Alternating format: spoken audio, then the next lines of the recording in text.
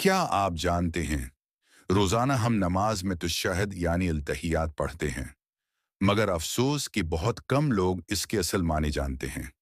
حالانکہ نماز کا ہر لفظ ایک راز ہے اور تشہد وہ مقام ہے جہاں بندہ اپنے رب کے سامنے اپنے ایمان کا اعلان کرتا ہے۔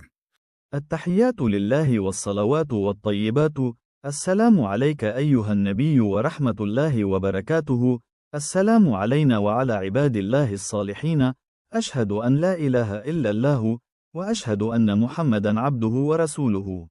تمام تعظیمیں اللہ کے لیے ہیں اور ہر دعا اسی کے لیے ہے، اور ہر نیک عمل اور پاکیزگی بھی اللہ کے لیے ہے۔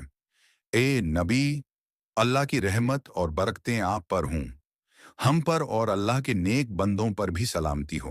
میں گواہی دیتا ہوں کہ اللہ کے سوا کوئی معبود نہیں، اور میں گواہی دیتا ہوں کہ محمد صلی اللہ علیہ وسلم اللہ کے بندے اور رسول ہیں۔ یہ چند جملے صرف الفاظ نہیں بلکہ ایمان کا خلاصہ ہیں۔ یہ ہمیں یاد دلاتے ہیں کہ عبادت کا حق صرف اللہ کو ہے۔ سلامتی